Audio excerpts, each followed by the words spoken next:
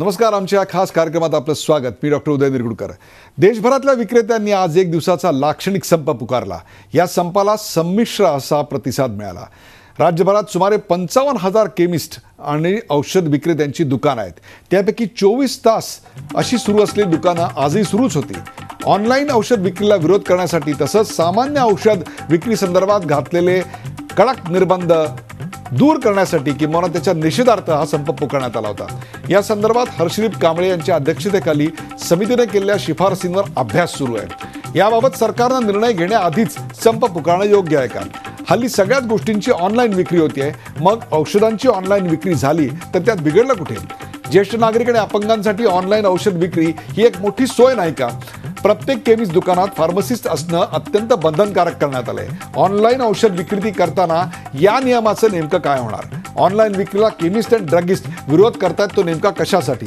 डॉक्टरांच्या प्रिस्क्रिप्शन शिवाय ऑनलाईन औषधं विकणं योग्य आहे का? धंदा बुडण्याच्या भीतीपोटी हा संप पुकारला गेलाय का? आणि आक्षेपार्ह आणि बंदी घातलेल्या औषधांच्या विक्रीला आपण आळा कसा घालणार?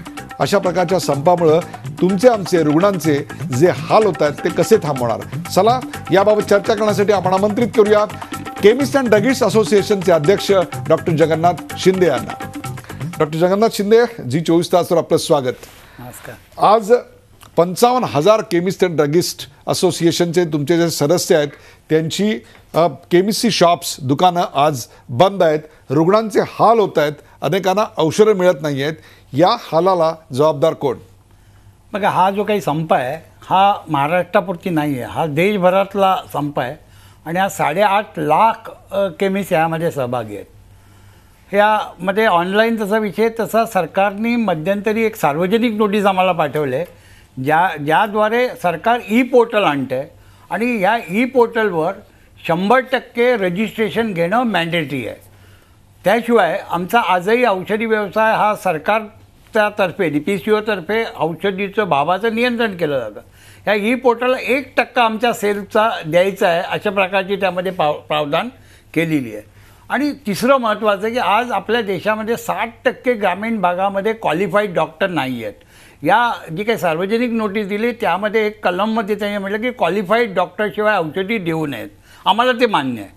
पण आज देशातली, महाराष्ट्रातल्या ग्रामीण भागातली परिस्थिती की तिथे क्वालिफाईड MBBS डॉक्टर नाही आहेत. आज क्रॉस पॅथीचे होमिओपॅथ, आयुर्वेदा, युनानी, सध्या ही मंडळी ॲलोपॅथी औषधं लिहितात. सरकारने त्याच्यासाठी लोकांसाठी पहिले व्यवस्था करायला पाहिजे.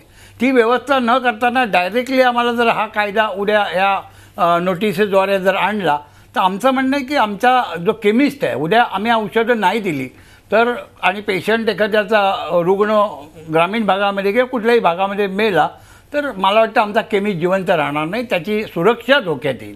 आणि ही खरी परिस्थिती आहे. आम्ही म्हटलं याच्यावरती तुम्ही मात करा. आज आपल्या देशामध्ये 8.5 लाख क्वालिफाईड डॉक्टर्स आहेत, नॉन क्वालिफाईड 14 लाख आहे. आणि ही संबंध देशातली ही गोष्ट.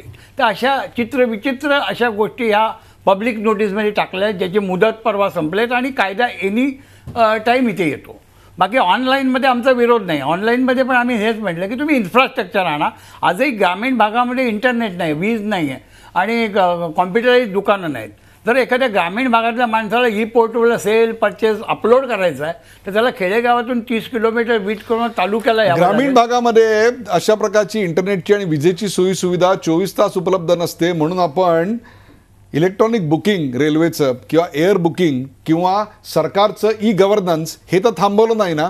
सीधा घर पे आता है हे जर सर्व क्षेत्रात असेल तर मग ते तुमच्या क्षेत्रात आलं तर बिघडलं कुठे? नाही, आम्ही ऑनलाईनला विरोधच नाही करत. मुळात आम्ही म्हटलं की तुम्ही इन्फ्रास्ट्रक्चर करा. आज जे काही क्वालिफाईड डॉक्टरची सूची पाहिजे ही सूची नाही आहे, ती इनकम्प्लीट आहे. त्यामुळे आम्हाला माहिती आहे की जो डॉक्टर आम्हाला ऑनलाईन प्रिस्क्रिप्शन येईल हा खरा डॉक्टर आहे, खोटा डॉक्टर आहे. आणि जर अशा प्रकारची चुकीची औषधं दिली तर पुन्हा आमच्यावरती ड्रग अँड कॉस्मेटिक ॲक्ट खाली पनिशमेंट होते.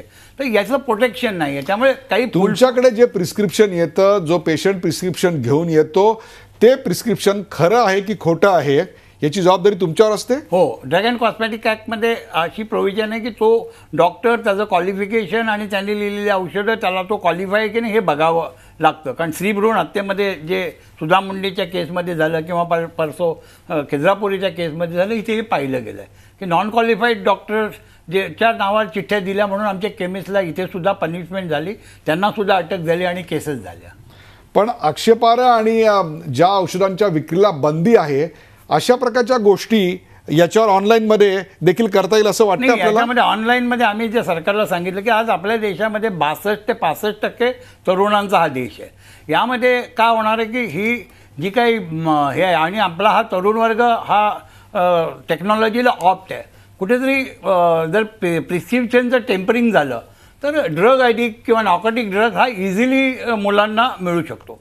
गेल्या वर्षी आमच्या विधानसभेमधला रिपोर्ट आहे की 2014-15मध्ये जे ऑनलाईनचे रिपोर्ट बाहेर आले त्यामध्ये 4200 महिलांनी ऑनलाईन MT पिल घेतल्या, गर्भपाताच्या गोळ्या घेतल्या, ज्यामध्ये 382 मुली 15 वर्षाच्या खाली आणि 392 मुली ह्या 16-18 वर्षाच्या खाली होत्या. म्हणजे काहीतरी अनैतिक गोष्टी घडू शकतात. आणि आपल्या देशामध्ये आज ड्रग कंट्रोल जे आहे याची अवेलेबिलिटी नाही आहे. आज महाराष्ट्रामध्ये ठीक आहे की ड्रग FDA आहे, पण बाकी राज्यांमध्ये तुम्ही गेलात तर 1, 2, 3, 4 आहेत. म्हणजे वीक पुन्हा जे काही ड्रग डिपार्टमेंट आहे त्याची वीक हे आहे, ॲडमिनिस्ट्रेशन नाही. कुठेतरी हा ऑनलाईन मला राजरोस होईल आणि कुठेतरी ऑनलाईन म्हणजे माफियांच्या हातात, ड्रग माफियांच्या हातात जाऊन तरुण पिढीचं नुकसान होईल. हा एक मोठा गोष्ट आम्ही सरकारला सांगितलेली आहे. आणि यामध्ये परंतु आज सर्वच क्षेत्रात मिस्टर शिंदे सगळ्याच क्षेत्रात आपल्याकडे ऑनलाईन आलेलं आहे.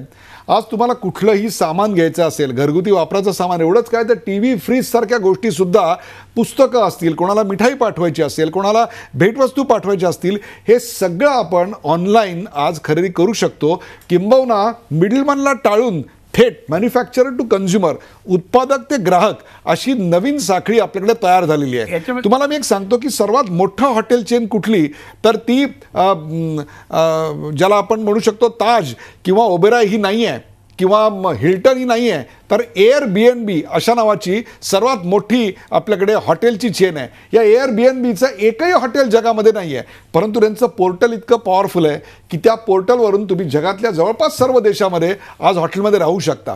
म्हणजेच याचा अर्थ मिडलमॅनला टाळून थेट ग्राहक ते उत्पादक यांची सेवा पुरवणारा यांची एक नवीन व्यवस्था आपल्याकडे येते.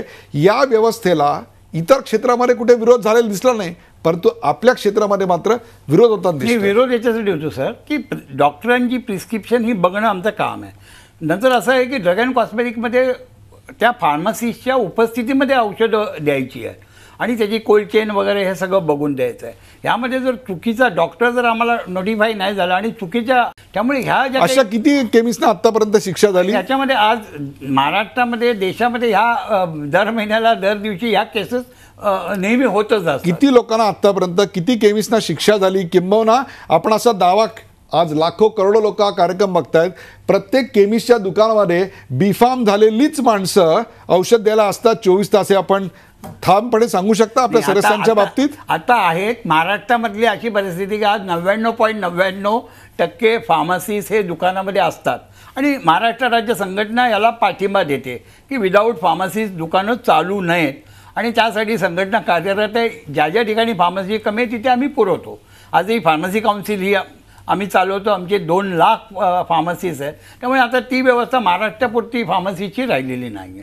तर ती काळजी संघटना घेते आणि त्यामार्फत व्हायला पाहिजे. तर याच्यामध्ये सर किंवा बघा काही गोष्टी होत नाही, पण एखाद्या वेळेस जसं खिद्रापुरेच्या केसमध्ये झालं, त्या केमिस्टनी ती औषधं दिली, पण शेवटी तो नॉन क्वालिफाईड डॉक्टर होता म्हणून त्याला 5 दिवसाची कस्टडी, तो अजूनही अटक आहे. ही फॅक्ट आहे.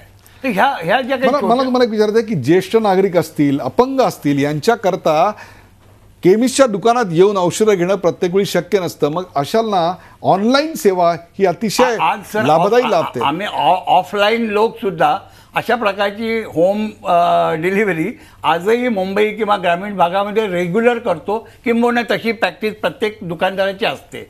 जी काही रक्तदाबाची किंवा ब्लड प्रेशरची, क्षयाची, हार्टची ही जी कंटिन्युअस सिनियर सिटीजन लागतात, आजही त्यांचे फोन येतात आणि ती सेवा पुरवण्याचं काम आजही केमिस्ट करतो आणि ते चालू आहे. त्या होम किंवा बघा व्हॅल्यू ॲडेड सर्व्हिसेसमध्ये ह्या मूल्यवर्धित सेवा ग्राहकांना द्यायचं काम आम्ही करतो. कारण अशा प्रकारची सेवा महाराष्ट्रामध्ये आम्ही आणले, आम्ही आमचं स्वतःचं M+Mचं ब्रँडिंग आणलं आहे, ज्याच्यामध्ये ह्या सगळ्या SOPs आणल्या आहेत की कस्टमर केअर आहे किंवा त्यांचे टेलिफोन आहे, त्यांना ती औषध द्यायचं, त्यांचा डेटा जमा करणं. आणि आजही नवी मुंबईमध्ये सिनियर सिटीजनला नुसते फोन येतात आणि आमचे केमिस्ट त्यांचे घरपोच जाऊन औषधं देतात.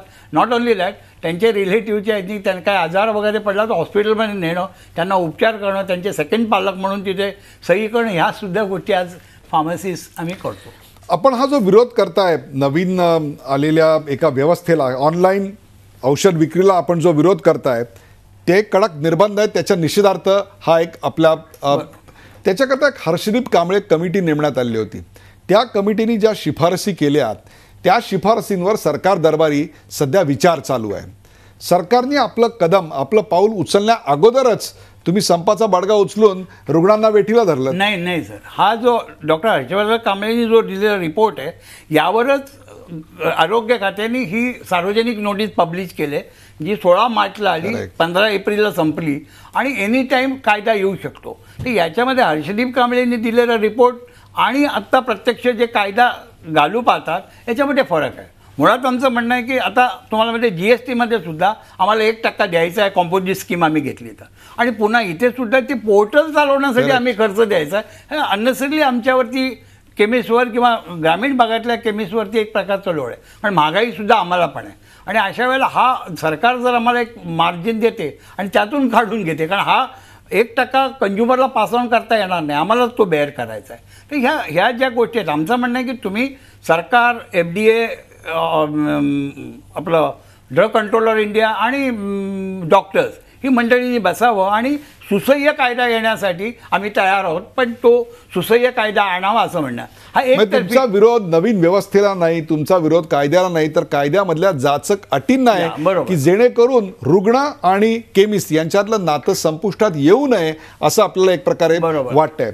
एक शेवटचा प्रश्न आपल्याला असा आहे की अशी कुजबूज माझ्या कानावर येते की अनेक ठिकाणी डॉक्टरची प्रिस्क्रिप्शन्स किती आली याच्यावर फार्मसिस्ट कंपन्या त्या डॉक्टरला किती खुश ठेवायचं याचे अंदाज बांधत असतात, याच्या काही स्कीम्स लॉन्च करत असतात. अर्थात या सगळ्यावर आता खूप बंधनं आली आहेत, तरी देखील ऑनलाईन या स्वरूपात डायरेक्ट स्टॉकिस्टकडून जर ग्राहकाकडे, रुग्णाकडे औषधं जायला लागली तर कोणत्या डॉक्टरच्या कोणत्या प्रिस्क्रिप्शननी कोणत्या दुकानातून किती औषधं विकत घेतली गेली याचा डेटा फार्मसी कंपनीला मिळणार नाही, केमिस्टला मिळणार नाही. आणि त्याच्यामुळे कुठेतरी ही जी एक पॅरलल इकॉनॉमी, समानांतर अर्थव्यवस्था आपल्याकडे चालू आहे, त्याला कुठेतरी धक्का बसेल म्हणून विरोध होतोय. नाही, as far as chemist is concern, कारण हा जो काही सेल्फ प्रमोशन होतं त्याच्यामध्ये मॅन्युफॅक्चर आणि डॉक्टर असा एक पद्धती आपल्याकडे आहे. सरकारने तुम्ही म्हणता त्याप्रमाणे वेगवेगळे कायदे आलेत आणि त्या कायद्याला काही पळवाटा मॅन्युफॅक्चर आणि डॉक्टर काढत असतात. पण अशा प्रकारे कुठल्याही प्रकारे केमिस्ट कुठल्याही प्रकारे डॉक्टरला काही कमिशन देतो हा प्रकार मला आपल्या देशामध्ये नाही आहे. हा फक्त मॅन्युफॅक्चरर्स, कारण आम्हाला जे मार्जिन मिळतं हे रिटेलरला कंट्रोल कॅटेगरीमध्ये अवघं 16% म्हणजे ते एक्झिक्युटिव्हली 14% असतं आणि होलसेलरला फक्त 10% असतं. रिटेलरला इकडे 20% असतं, पण हातामध्ये 18.5 देते. त्यामुळे वेगळं कमिशन कुणाला डॉक्टरने ना हा प्रकार केमिस्ट करत नाही. आम्हाला जे काही डॉक्टर प्रिस्क्राईब करतात तीच औषधं फार्मा कंपन्या डॉक्टरांना देतात आणि त्याच्याकरता प्रिस्क्रिप्शन किती आली एखाद्या दुकानामध्ये हा डेटा आमच्याकडनं घेतला जातो. शेवटचा प्रश्न, आपलं पुढचं पाऊल काय असेल? आज एक दिवस वेठीला धरलं गेलं, या पुढे आणखीन काय रुग्णांचे हाल होतील? सर, याच्यामध्ये कालच आरोग्य खात्याच्या जॉईंट सेक्रेटरीने 7 वाजता संध्याकाळी फोन केला. गेले 1 वर्षभर आम्ही हा विषय फॉलो करतो. आम्ही सर्व केंद्रीय मंत्री आणि यांना पाठवलं, काही हे झालं नाही. काल त्यांनी सांगितलं, आम्ही त्यांना म्हटलं आता 7 वाजलेत, आम्ही तर आता कॉल ऑफ करू शकत नाही, तर तुम्ही पुढच्या आठवड्यात आम्हाला बोलवा, we are ready to see it आणि सॉल्व. पण याच्यामधल्या जास्त जर अटी काढल्या नाही तर आम्हाला पुन्हा आंदोलन किंवा काही इतर मार्ग अंमलवावे लागतील. आज एक दिवस संप झालाय, परंतु या जाचक अटींबद्दल सरकारनं जर सकारात्मक पाऊल उचललं नाही तर आम्हाला पुन्हा एकदा संपाचं हत्यार उगारावं लागेल. आम्ही कायद्याच्या विरोधात नाही तर कायद्यातल्या जाचक अटी आणि नियमांच्या विरोधात आहोत. पेशंट आणि केमिस्ट यांचं नातं संपुष्टात येता कामा नये, ते अधिकाधिक पारदर्शी व्हावं.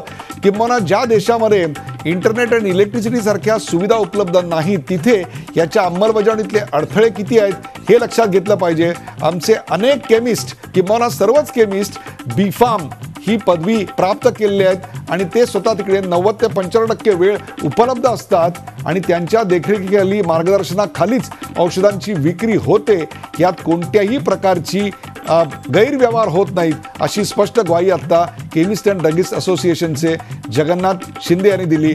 पुढच्या काही दिवसात नेमके त्यांच्या संस्थेची पावलं काय असतील याचा लेखाजोखा आम्ही तुमच्यासमोर आणूच. तुर्तात आज ते आपल्यासोबत आले आणि त्यांनी त्यांच्या संस्थेची बाजू मांडली, पुढची रणनीती सांगितली. त्याबद्दल विशेष धन्यवाद. ताज्या बातम्यांसाठी पाहत राहा झी 24 तास. रहा एक पाऊल पुढे. झी 24 तास रहा एक पाऊल पुढे.